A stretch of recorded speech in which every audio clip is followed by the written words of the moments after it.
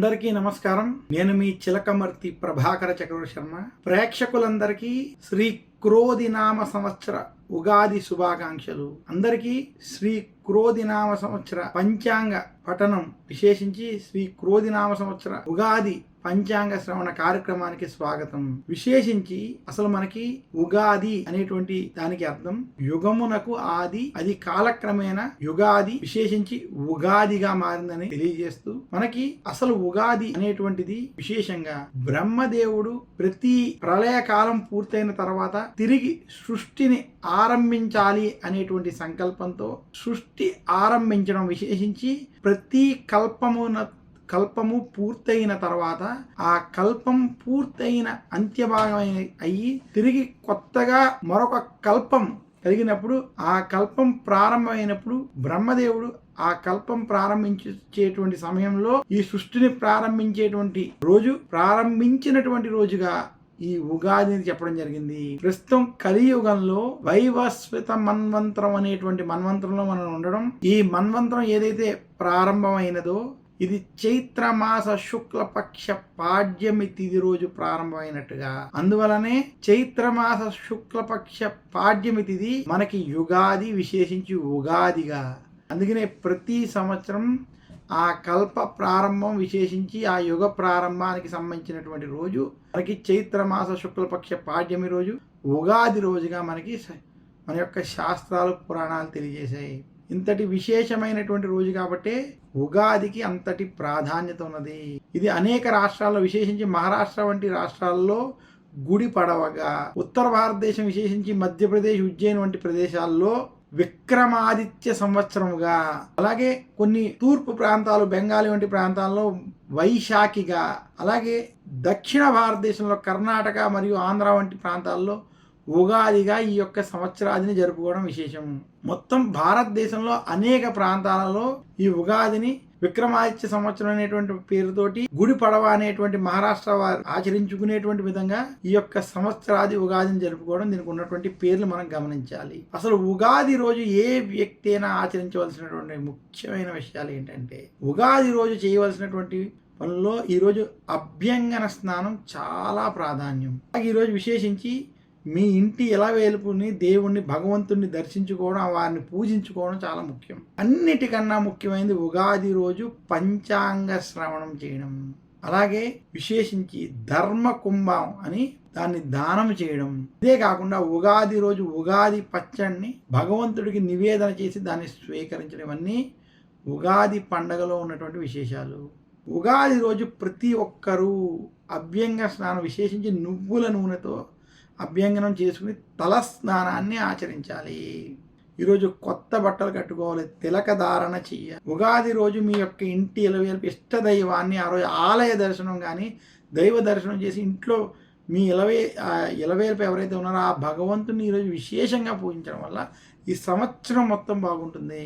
ఇక ఉగాది రోజు ఖచ్చితంగా సంకల్ప సహితంగా మనం ఆ సంవత్సర పేరు, ఆ కల్పం పేరు ఇవన్నీ తెలుసుకుని ఉగాది పంచాంగ శ్రవణాన్ని చేసుకోవడం చాలా విశేషం. ఈరోజు పెద్దల ఆశీస్సులు వంటివి తీసుకోవాలి, కొత్త బట్టలు ధరించాలి. అలాగే విశేషించి ఈరోజు ధర్మకుంభం అంటే మట్టి కుండతో చేసినటువంటిది కానీ లేదా కలశం కానీ, కలశాన్ని పెట్టి దానికి వస్త్రం అది కూడా చేసి ఆ యొక్క కలశాన్ని దానం చేయాలి. ఇవి ఉగాది రోజు ఆచరించవలసినటువంటి ముఖ్యమైన విషయాలని, శ్రీ క్రోధినామ సంవత్సరంలో కూడా ఇలా మీరు ఉగాది పండుగని శాస్త్రబద్ధంగా మీరు ఆచరించుకుని ఆ భగవంతుడి యొక్క అనుగ్రహం చేత అందరికీ ఈ ఉగాది సందర్భంగా శుభాలు కలగాలి. ఈ సంవత్సరం అందరికీ కలిసి రావాలని కోరుకుంటూ పంచాంగ శ్రవణం కార్యక్రమాన్ని ప్రారంభిద్దాం. శ్రీ క్రోధినామ సంవత్సరం. ఈ సంవత్సరం ఉగాది యొక్క పేరు శ్రీ క్రోధినామ సంవత్సరం.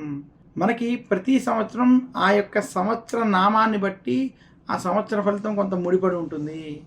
శ్రీ క్రోధినామ సంవత్సరం విశేషించి చైత్రమాస శుక్లపక్ష పాడ్యమి మంగళవారం రావడం, అందువల్ల నవనాయకుల్లో రాజు కూడా కుజుడవడం, ఇదే కాకుండా క్రోధినామ సంవత్సరం కూడా ఈ పేరు రావడం చేత ఈ సంవత్సరానికి అర్థం క్రోధమును కలిగించేటువంటి సంవత్సరం.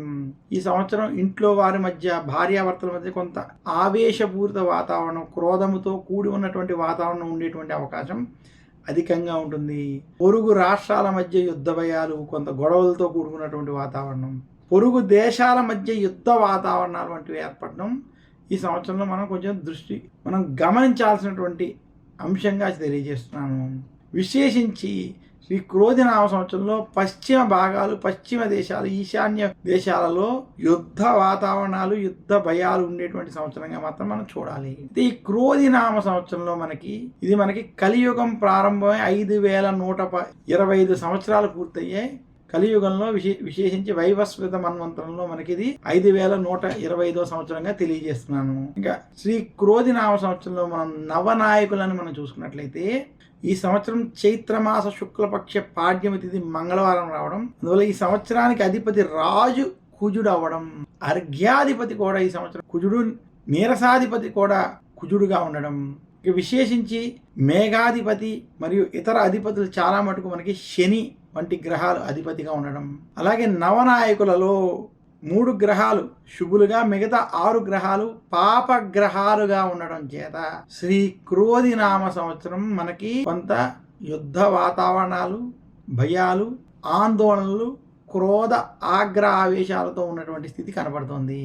దేశంలో రాజకీయ పరంగా కూడా అనేక మంది జైలు పాలవడం, ఎవరైతే అన్యాయం వంటివి చేశారో అటువంటి వారి మీద కేసులు వంటివి కొంత ఇబ్బందికరమైనటువంటి స్థితి ఏర్పడడం, అలాగే ఎవరైతే రాజు ఉంటారో ఆ రాజు యొక్క ఆగ్రహావేశం వల్ల అనేక మంది రాజకీయపరమైనటువంటి వారు ఇబ్బందులకు గురవడం అనేది స్పష్టంగా కనపడుతుంది.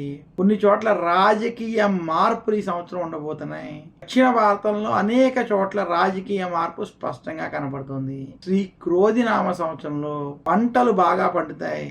ధాన్యాధిపతి, నీరసాధిపతి వీటిని మనం పరిశీలించుకున్నట్లయితే విశేషించి ఈ సంవత్సరం కొంత సకాలంలో వర్షాలు రావడం, అయితే కొన్ని చోట్ల అతిగా వాతావరణం, విశేషించి వర్షాలు కొన్ని చోట్ల అస్సలు పడకపోవడం, కొన్ని చోట్ల అధికంగా పడడం కూడా ఈ సంవత్సరం మనం గమనించాలి. అలాగే విశేషించి ఈ సంవత్సరం జూలై నుండి నవంబర్ మధ్య ప్రాంతంలో అనేక చోట్ల వరదలు, తుఫాన్లు వంటివి ఇబ్బంది పెట్టేటువంటి ఉన్నాయి. దక్షిణ భారతంలో కేరళ, తమిళనాడు, ఆంధ్ర రాష్ట్రంలో ఈ సమయంలో తుఫాన్లు వంటివి ఇబ్బంది పెట్టడం, ఇక ఉత్తర భారతంలో ఉన్నటువంటి హిమాచల్ ప్రదేశ్, ఉత్తరాఖండ్ వంటి రాష్ట్రాల్లో కొంత విశేషించి వరదలతోటి కూడుకున్నటువంటి వాతావరణం ఆ సమయంలో ఉండడం గమనించాలి.